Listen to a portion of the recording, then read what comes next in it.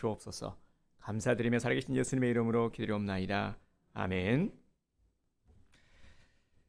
네, 우리 오늘 명절이기 때문에 오늘은 또 그죠? 딱 이렇게 명절날 주일 예배를 드리게 되었습니다. 그래서 우리 옆에 분들에게 우리 다시 한번 이렇게 인사합시다. 새해 더 행복하세요. 우리 새해 더 행복하세요. 새해 더 행복하시기 바랍니다. 네, 하나님께서 우리 민족에게 허락하신 또 한 번의 기회, 설 명절을 맞았습니다. 우리는 또 음력설, 오늘이 음력설이고 양력설과 음력설 이 두 번의 설을 우리가 지키고 있죠. 그런데 우리는 이제 전통적으로 음력설이 원래 우리 고유의 설이기는 합니다.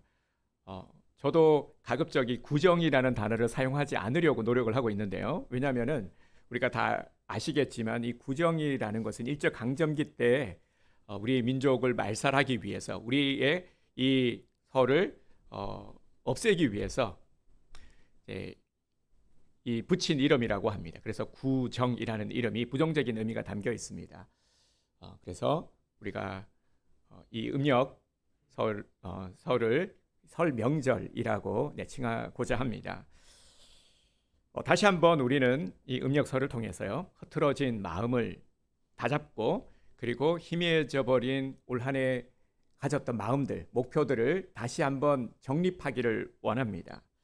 다시 우리는 시작해야 합니다. 오늘 특별히 명절 주일을 맞아서 우리 가족들과 함께 나오신 우리 가정들을 주님의 이름으로 축복합니다. 네, 우리 모든 성도님들 올 한 해 하나님의 은혜 가운데 더 행복하시기를 주님의 이름으로 축복합니다. 네, 우리 성도님들은 짧게 살더라도 행복하게 살고 싶으십니까? 아니면 불행하더라도 오래 살고 싶으십니까?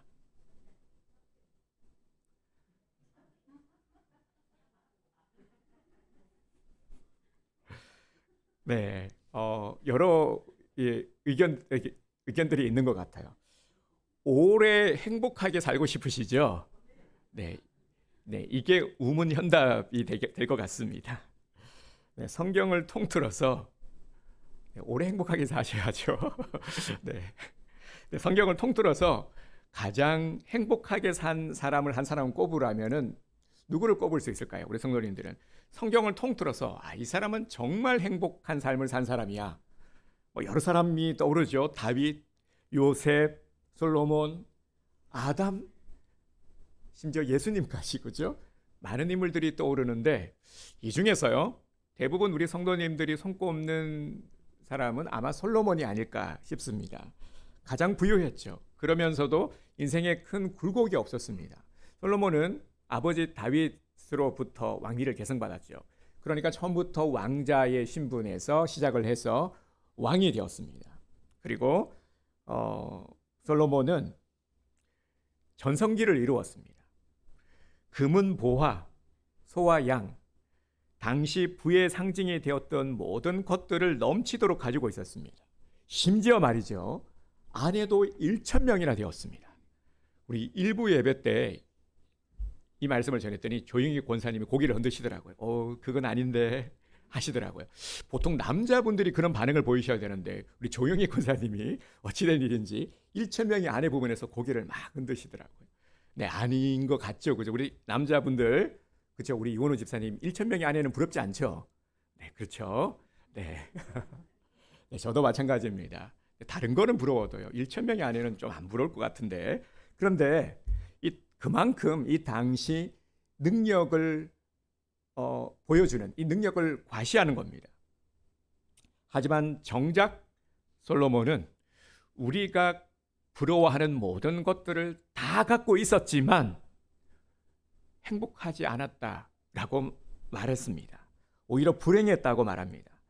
솔로몬은 우리가 그렇게도 간절히 바라는 것들을 다 갖추고 있는데, 가지고 있는데, 누리고 있는데, 하고 싶은 대로 다 하며 살았는데, 그러면 즐겁고 행복해야 될 텐데 왜 행복하지 않다 말했을까요? 솔로몬이 지은 전도서를 보면 자신이 누린 모든 것들은 다 헛되고 헛되다. 전도서에 보면 이 헛되고 헛되도가 얼마나 많이 나오는지 모릅니다. 수없이 반복하면서 헛되다, 내가 누린 모든 것들은 헛되다. 내가 가진 모든 것들은 헛되다. 헛되다 말하고 있습니다. 참 이해하기 어렵죠. 그 이유가 무엇일까요? 열왕기상 11장은 솔로몬에 대해서 마지막으로 언급하고 있는 장입니다. 솔로몬의 대비는 참으로 화려했습니다. 하지만 그 퇴장은 참으로 초라한 모습입니다. 솔로몬의 업적 중 최고로 치는 것이 바로 성전 건축이죠. 하나님은 아버지 다윗에게 그렇게도 하고 싶었던 성전 건축을 허락하지 않으셨습니다. 그리고 아들 솔로몬에게 성전 건축을 허락하셨죠. 이는 실로 엄청난 축복이었습니다. 그리고 솔로몬은 부국 강병과 경제 대국을 이루었습니다. 정치적으로도 능력이 탁월해서 이웃 나라들, 주변 나라들과 아주 외교적인 관계를 잘 맺었습니다. 정략 결혼을 통해서 주변국들과 좋은 관계를 맺었고 심지어 주변 나라들로부터 조공을 받기도 했습니다. 열왕기상 10장에 보면 솔로몬이 전성기를 맞이했을 때 한 일이 나옵니다. 첫 번째로 순금 방패를 만들었습니다. 순금 방패를 왜 만들었을까요? 방패는 든든해야 되잖아요. 무기, 칼, 창으로부터 보호해야 되는데 금으로 만들면 물러서 이 방패로 쓸 수 없잖아요. 그만큼 금이 넘쳐났다라는 겁니다. 너무 황금을 많이 가져오니까 금이 남아돌아 보관하기조차 힘들 정도였습니다. 그래서 우리 황금 두꺼비, 황금 열쇠 이런 것들 집에 가득 쌓아놓고 계시잖아요, 그죠? 네, 그렇듯이 아닙니까? 네, 그렇게 될 줄 믿습니다. 네, 이 황금 방패를 만든 거예요. 보관하기 위해서요. 큰 방패 200개, 작은 방패 300개를 만들었습니다. 정말 대단하지 않습니까? 두 번째로 솔로몬의 보좌를 만들었는데 보좌를 상아로 만들고 그리고 정금으로 입혔습니다. 여러분 이게 상상이 되십니까? 보좌에는 6층계가 있었는데 각 층마다 사자를 양쪽에 새겼습니다. 그리고 왕궁에 사용하는 모든 그릇은 다 금으로 만들었습니다. 여러분 이 왕궁에 들어서면은 너무 눈부실 것 같지 않습니까? 죄다 전부 다 황금으로 만들어졌으니 말입니다.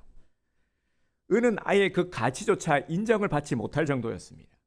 세 번째로 말과 마병입니다. 솔로몬은 병거 1,400과 마병 1만 2천을 성에 두었습니다. 이만큼 막강한 군사력, 국방력을 가지고 있었습니다. 솔로몬의 부귀 영화는 정말 흠잡을 데 없을 만큼 완벽해 보입니다. 밖으로도 안으로도 국고도 백성들의 살림도 모든 것들 어느 하나 부족함 없이 풍족하고 넘쳐났습니다. 열왕기상 10장 27절을 보면 왕이 예루살렘에서 은을 돌같이 흔하게 하고 백향목을 평지에 뽕나무 같이 많이 하였더라. 아멘. 이 정도였습니다.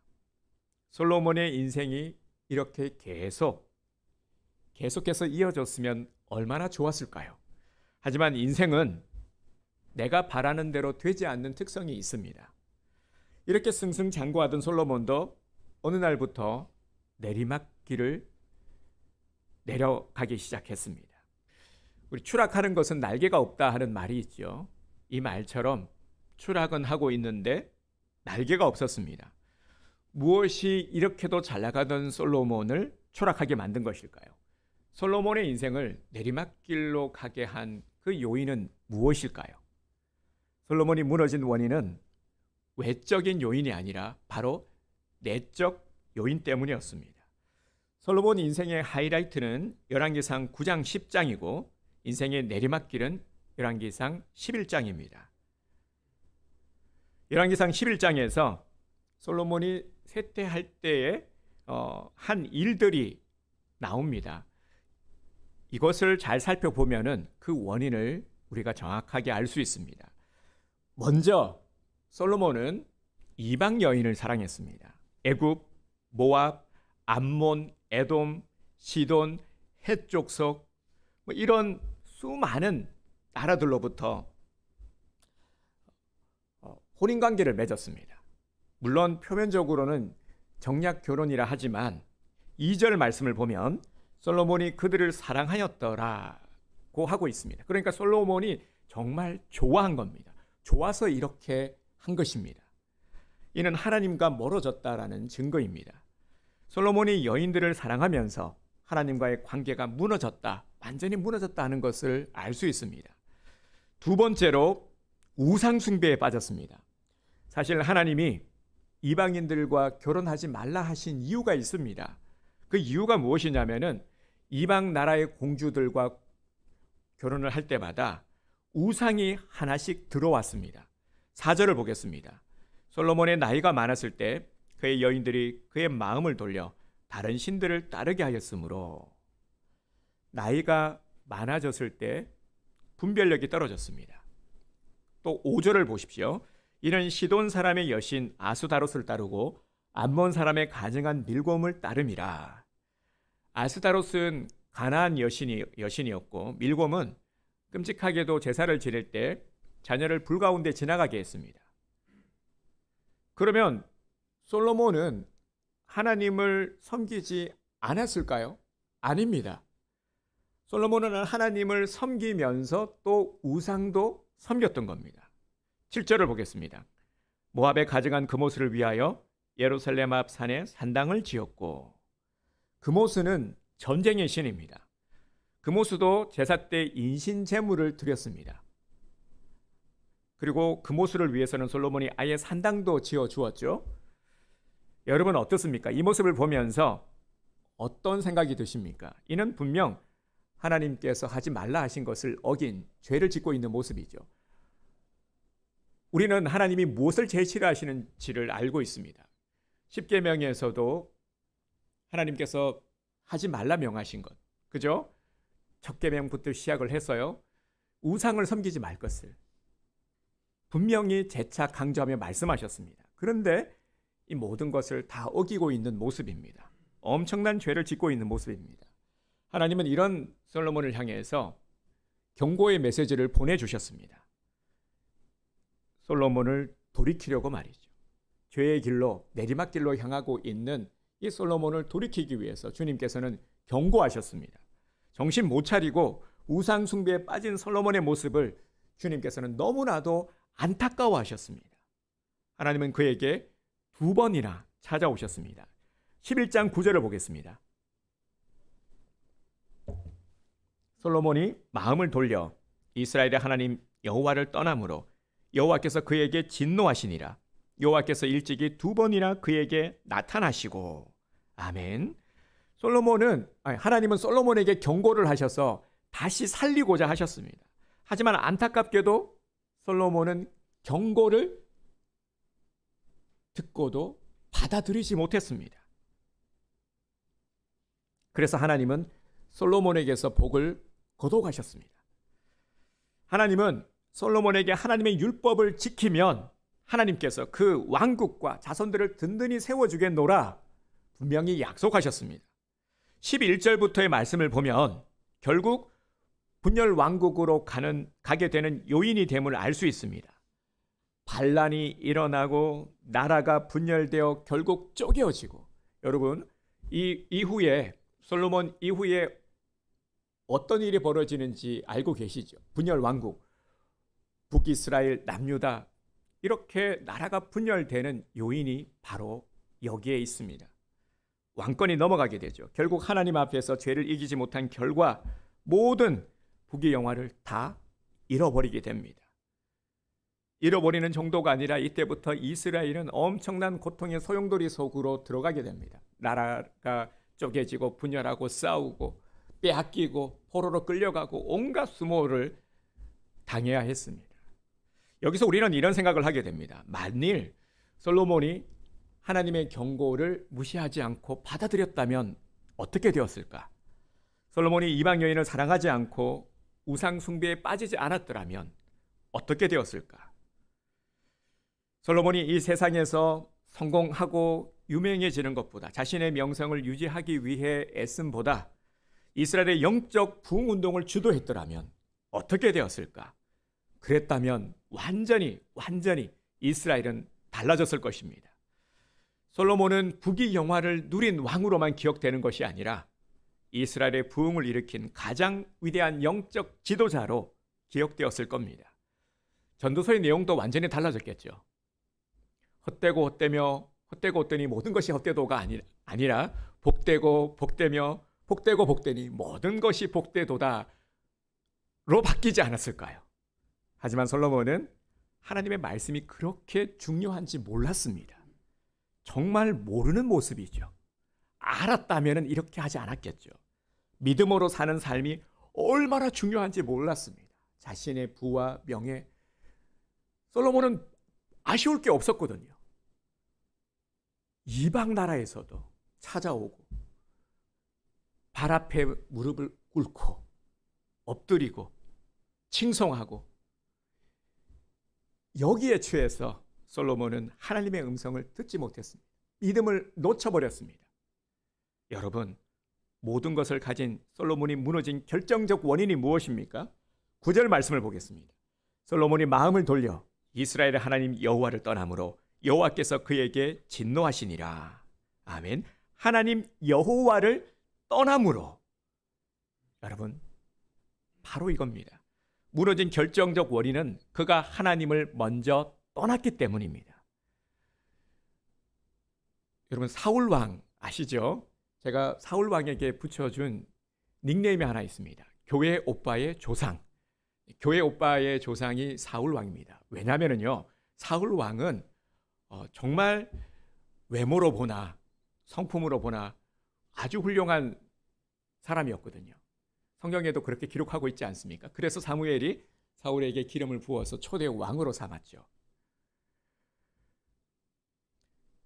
하지만 사울은 결국 어떻게 되었습니까? 세상 욕심에 왕이 되어 보니까 너무 좋거든요. 그 권력, 자신이 누리고 있는 부, 명예, 이런 것들이 너무 좋아서 거기에 흠뻑 빠지게 된 것입니다. 세상 욕심에 마음이 뺏긴 것이죠. 그래서 스스로 폭주하고 말았습니다. 하나님의 영이 떠났습니다. 그런데 하나님이 먼저 떠나신 것이 아니라 성경은 정확하게 이 부분을 지적하고 있죠. 사울이 먼저 하나님을 떠났습니다. 솔로몬도 마찬가지죠. 하나님이 먼저 떠나신 것이 아니라 솔로몬이 하나님을 먼저 떠난 것입니다. 하나님은 절대 먼저 떠나지 아니하십니다. 하나님은 오히려 바로 재앙을 내리시지 아니하셨고요. 한 번 더 기회를 주셨습니다. 돌이킬 수 있는 기회를 주셨습니다. 그런데도 솔로몬은 왜 기회를 저버린 것일까요? 솔로몬은 믿는 구석이 있었기 때문입니다. 자신이 가지고 있는 것들, 누리고 있는 것들, 부와 권력, 이것이 계속 지속될 것이라는 달콤한 유혹과 착각에 빠지게 된 것입니다. 그래서 이런 것들이 음성을 듣고 마음을 돌이킬 수 있는 기회를 잡지 못하게 만든 것입니다. 영적인 귀가 닫히고 마음이 완전히 닫혀버렸습니다. 우리가 하나님의 사람으로 살아가면서 노후를 준비하는 것, 내일을 준비하는 것, 이건 분명히 잘못된 것이 아닙니다. 오히려 계획을 잘 세워서 노후 준비도 잘 해야 되죠. 하지만 이것이 전부가 되어서는 안 됩니다. 정말 우리 그리스도인들이 가장 경계해야 될 것은요, 물질도 우상이 될 수 있다는 것입니다. 물질은 우리가 다스리는 것이지 결코 우리가 숭상하는 것이 아닙니다. 물질의 노예가 되어서 물질에 굴복당해서는 안 됩니다. 물질 때문에 많은 것을 잃어서는 안 됩니다. 마음도 빼앗기고 우리의 정신적인 부분들, 삶의 곰핍, 물질 때문에 근심과 걱정으로 가득 채우다 보면은 우리 안에 마땅히 채워져야 될 것들이 채워지지 못합니다. 하지만 이보다 더 중요한 사실은 이 물질 때문에 우리가 믿음을 잃어버린다라는 사실입니다. 그래서 예수님도 우리에게 당부하셨죠. 하나님과 물질을 겸하여 섬길 수 없다라고 분명히 말씀하셨습니다.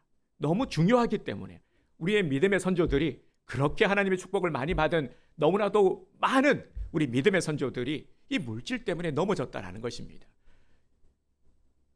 그래서 영원히 웃지 못하는 인생으로 끝났다라는 것을 우리들에게 분명히 말씀하고 계시는 겁니다. 사랑하는 성도 여러분, 지금 우리는 어떤 시대를 살아가고 있습니까? 제가 최근에 읽고 있는 책이 이 트렌드 코리아 2023이라는 책입니다. 아마 읽어보신 분들도 계실 텐데요. 이 책을 읽으면 시류를 잘 읽을 수 있습니다. 그러니까 지금 일어나고 있는 일들, 그리고 앞으로 일어날 일들에 대해서 아주 자세하게 잘 쉽게 설명해 놓은 책입니다. 그런데 이런 모습을 보면서요, 참 기대되는 것들도 많고, 와, 이렇게 이런 세상이구나, 정말 이런 부분들이 있었구나, 이런 것들이 앞으로 또 펼쳐지겠구나 하는 것을 볼 수 있지만, 한마디로 세속화 시대를 우리가 살아가고 있음을 우리는 알게 됩니다. 지금의 시대, 참 좋아 보이고 누릴 수 있는 것들도 많아 보이고 화려해 보이지만, 한마디로 말하면 세속화 시대를 우리가 살아가고 있다는 것입니다. 우리 안에 세속화가 커지면 복음의 힘은 점점 잃어가게 될 것입니다. 우리 성도들의 삶 또한 마찬가지입니다. 우리가 세상에서 행복이라 여기는 것들 있죠? 그 가치관들, 세상이 말하고 있는 행복, 이것이 행복이야, 그 가치관, 아마 우리 성도분들도 그러한 것들의 영향을 많이 받고 있을 겁니다. 아마도 우리 성도님들은 말씀을 들으면서 이런 생각들을 함께 가지고 계실지도 모르겠습니다. 신앙의 삶을 잘 살면서도 세상의 것들을 잘 누릴 수 있으면 얼마나 좋아. 그렇죠? 분명히 이런 마음들 가지고 계실 겁니다. 그런데 이런 마인드는 참으로 위험합니다. 신앙의 이스라엘을 보면 알 수 있는데요. 신앙의 관습을 가지고 있으면서도 실상은 바알에 빠졌죠. 아세라 우상을 섬기고 이런 이스라엘의 모습들, 구약시대 이스라엘의 모습과 매우 유사합니다. 우리는 이스라엘을 보면서 오늘 이 시대와 우리를 점검해 볼 수 있어야 합니다. 다시 말해 교회를 다니지만 우리가 겉으로는 분명 성도인 것 같지만 실상은 세상에 하나님을 믿지 않는 세상 사람들과 전혀 다를 바 없는, 구분할 수 없는, 분별되지 않는 삶을 살아가고 있다는 것입니다. 똑같은 가치관, 이것이 옳다, 이것이 행복하다, 이것이 맞다라고 여기는 것을 똑같이 여기고 살아가고 있다는 것입니다. 이것이 세속화입니다. 솔로몬이 그러했습니다. 하나님도 믿고, 하나님도 내가 잘 믿고, 이방신도 믿고, 산당도 만들고, 얼마나 좋습니까? 각 나라에서 최고의 미인도 맞이하고, 그리고 새로운 문화도 들어오니까 뭐 손해볼 거 없는 것 같습니다. 너무너무 다 좋아 보입니다. 불평, 불만도 없어 보입니다. 찬사가 가득합니다. 왕이 최고라고 합니다.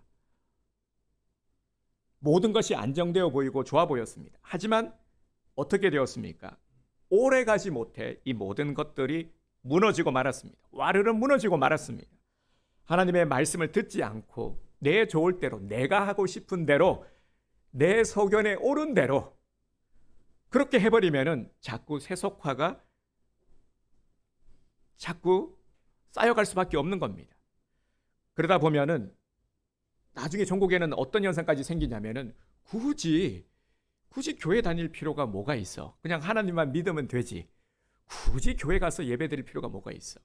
이 코로나의 시대를 겪으면서 우리 교회 안에 나타나고 있는 가장 이 부작용 중에 하나가 바로 이런 현상들입니다. 물론 처음에는 최선의 대안이 온라인 예배였습니다. 그래서 그렇게 또 예배도 드리면서 왔지만, 하지만 전환을 해야 되는데 이제는 성전으로 나와서 함께 예배 드려야 되는데 이 전환되지 못하는 모습들이 있는 겁니다. 그것이 잘못됐다가 아니라 그때 최선이었고, 그리고 어떻게든 우리가 우선해야 될 것들이 무엇인지를 알고 빨리 전환을 해야 되는데 너무나도 많은 성도들이 편리하게 드리는 예배에 이 습관이 되어가지고 그렇게 믿음을 잃어가고 있는 모습, 점점 교회를 떠나고 믿음 생활을 저버리는 모습들을 보게 됩니다. 그래서 우리 교회는 올 한 해 정말 성령의 기름 부으심으로 다시 일어서야 되는 것입니다. 회복이 일어나야 합니다. 이를 위해서 우리는 정말 집중적으로 기도해야 되고, 그리고 함께 손을 잡고 일으켜야 합니다.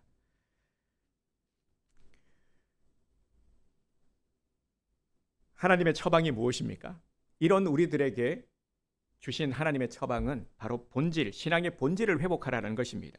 마태복음 6장 33절 말씀 보면은 우리가 요절 말씀처럼 잘 암송하고 있는 말씀이죠. 그런즉 너희는 먼저 그의 나라와 의를 구하라. 그리하면 이 모든 것을 너희에게 더하시리라. 아멘. 주님께서는 분명히 말씀하셨습니다. 우리 신앙의 본질은 하나님의 나라와 하나님의 의, 하나님의 뜻을 이루는 것입니다.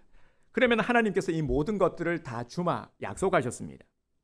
우리 신앙의 본질은 하나님의 영광을 위해서 살아가는 것입니다. 우리 삶의 제1된 근본 목적이 무엇입니까? 하나님의 영광을 위해서 살아가는 것입니다. 왜입니까? 왜 우리가 그래야 되죠? 우리가 하나님의 자녀이기 때문입니다. 하나님께서 우리를 만드셨고 부르셨고 자녀 삼으셨기 때문입니다. 우리는 그리스도인이기 때문입니다. 그래서 마땅히 우리는 하나님께 영광을 올려드리는 삶을 살아야 합니다. 그렇게 살아가야 우리는 잘 살 수 있습니다. 그렇게 살아가야 우리의 정체성이 혼란스럽지 않고 넘어지지 않고 빼앗기지 않고 안정되게 행복하게 살아갈 수 있습니다. 그래서 하나님께서는 이 마음을 빼앗기지 않도록 오늘 우리에게 말씀하고 있습니다. 빼앗긴 자의 모습이 어떠한지를 우리에게 보여주시면서 우리에게 경각심을 갖게 하고 계시는 겁니다. 따라서 우리 현실에 있어서 가장 중요한 문제, 우리가 중요하게 여기는 문제가 먹고 사는 문제죠. 그죠? 이 먹고 사는 문제의 이 주권자 또한 하나님께 있음을 알아야 합니다. 이것을 놓치지 말아야 됩니다. 먹고 사는 문제의 주권자는 하나님이시다. 그 영광 가운데 있음을 알아야 합니다. 본질을 지키면 하나님께 인정을 받습니다. 본질을 지키면 우리는 후회 없는 인생을 살게 됩니다. 솔로몬이 왜 후회했습니까? 헛되다. 내가 정말 너무 헛된 인생을 살았어. 본질을 놓쳤기 때문입니다. 이 안타까운 마음을 우리에게 전하고 있는 겁니다. 전도서에 보면 노년의 이 솔로몬이 얼마만큼 그죠? 후회하고 있습니까? 참여하고 있는 모습이 보이죠. 우리의 믿음은 꺾이지 말아야 합니다. 가만히 있으면 내 신앙을 지킬 수 있을까요? 아닙니다. 흐르는 물이 썩지 않는 것처럼 우리의 신앙은 계속해서 흘러가야 합니다. 계속 굽이쳐 흘러가야 합니다. 세상에 빠져서 흘러가지 못하거나 썩어버리거나 동화되어 떠내려가는 것이 아니라 꺾이지 않는 믿음으로 계속해서 흘러가야 합니다. 결국 우리도 마찬가지죠. 본질을 지키지 못하게 되면 변질되고 맙니다. 그건 누구도 자신할 수 없습니다. 솔로몬이 잃어버린 것이 무엇입니까? 신앙의 본질입니다. 처음 솔로몬의 모습을 한번 떠올려 보십시오. 솔로몬이 즉위할 때 어떤 일이 벌어졌습니까? 1000번제하면 누구를 떠올립니까? 솔로몬이죠. 이건 전무후무한 엄청난 일을 솔로몬이 행했습니다. 1000번제를 드렸다. 한 번에 이 1000마리의 희생 제물을 주님 앞에 올려드린 이 어마어마한 이 제사를 솔로몬이 드렸습니다. 그만큼 스케일도 컸고요. 대단한 믿음을 가진 자였죠. 하지만 그 마음을 끝까지 지켰더라면 얼마나 좋았겠습니까? 그랬으면 위대한 인물, 정말 믿음의 거장으로서 이름이 남았을 텐데 말이죠. 솔로몬이 본질을 잃어버렸을 때 결국 모든 것들이 산산조각 나고 말았습니다. 나라는 쪼개지고 말이죠. 본질을 지키려면 어떻게 해야 되겠습니까? 세상의 마음을 빼앗겨서는 안 됩니다. 계속해서 말씀을 들을 때마다 우리가 돌이켜야 되는 것은 세상으로 향했던 나의 시선과 마음을 다시금 주님께로 옮겨야 됩니다. 계속해서 이 노력을 해가야 합니다. 듣지 않으면 금방 우리는 세상의 마음을 뺏겨버리고 맙니다. 마음을 뺏겨버리고 맙니다. 모두가 다 마찬가지입니다. 여러분, 세상에 보면 참으로 보암직하고 먹음직스럽고 갖고 싶은 것들이 너무 많죠?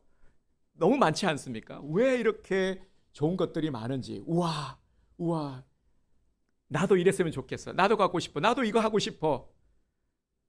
너무 많죠. 그러다 보면 우아우아 하다 보면은 자꾸 마음을 두게 됩니다. 그리고 집착하게 됩니다. 여러분, 두 마음을 품지 마십시오. 하나님도 좋고 세상도 좋고 다른 종교도 좋고 다 인정해버리면 되지. 여러분, 정말 그렇습니까? 좋은 게 좋은 겁니까? 이런 모습은 하나님께서 제일 싫어하는 모습입니다. 성경 어디에도 이렇게 말씀하고 있는 구절은 없습니다. 두 마음을 품지 말 것을 분명히 우리에게 말씀하고 계십니다. 솔로몬이 무너진 것은 두 마음을 품어서 결국 빼앗겨서 하나님을 버린 결과였습니다. 솔로몬이 마음을 돌려 이스라엘의 하나님 여호와를 떠남으로 한 번에 이렇게 된 것이 아니라 좋은 게 좋은 거야. 점점 세상에 취하고 집착하고 그러다 보니 마음을 빼앗기다 보니 어느새 하나님으로부터 마음을 떠난 것입니다. 그래서 예수님도 말씀하셨죠. 오늘 우리 요절 말씀입니다. 우리 마태복음 6장 24절 우리 주보에 있죠. 우리 한 목소리로 함께 말씀 우리 봉독하겠습니다. 한 사람이 두 주인을 섬기지 못할 것이니 혹 이를 미워하고 저를 사랑하거나 혹 이를 중히 여기고 저를 경히 여김이라. 너희가 하나님과 재물을 겸하여 섬기지 못하느니라. 아멘. 분명히 우리에게 말씀하고 계시죠.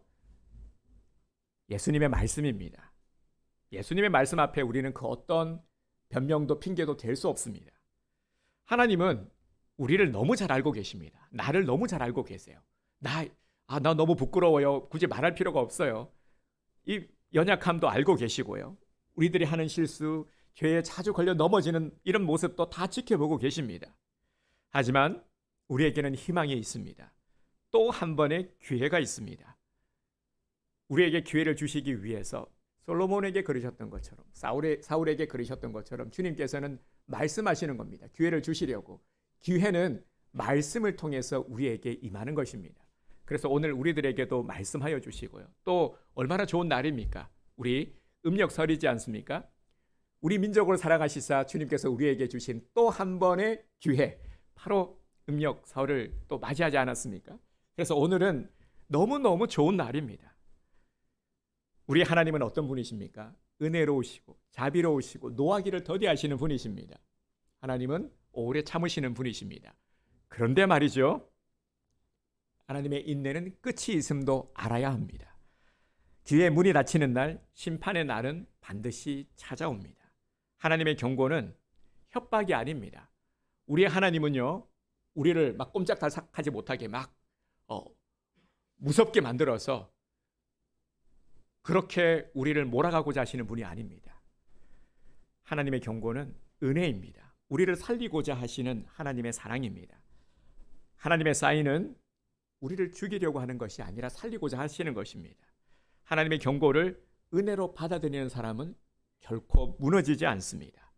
우리는 또 한 번의 기회를 오늘 믿음으로 부여잡고 다시 일어서야 합니다. 2023년 우리 교회의 표대로 기름 부으심으로 다시 일어서는 교회가 되어야 합니다. 기름 부으심으로 다시 일어서는 가정이 되어야 합니다. 기름 부으심으로 다시 회복되는 나의 삶이 되어야 합니다. 올 한 해는 이렇게 다시 일어나고 다시 세워지는 역사가 일어나게 될 줄 믿습니다. 또 한 번의 기회가 우리에게 주어졌습니다. 2023년을 그래서 우리에게 주어진 이 기회 시간을 우리는 최선을 다해 나아가야 합니다. 그 시작이 바로 지금입니다. 올 한 해 우리가 처음 시작하면서 인사했던 것처럼 더 행복하세요. 우리는 더 행복해져야 합니다. 우리는 행복해져야 될 자격이 있는 사람이기 때문입니다. 그러기 위해서 내 삶의 방식을 우리 한번 완전히 바꿔 봅시다. 내 소견에 옳은 대로, 우리 사사기를 읽으면서도 정말 많이 나오는, 지겹게 많이 나오는 단어가 내 각자의 소견에 옳은 대로, 그죠? 그런데 우리가 이렇게 살아가고 있다라는 거예요. 솔로몬이 그랬다라는 겁니다. 내 소견에 옳은 대로.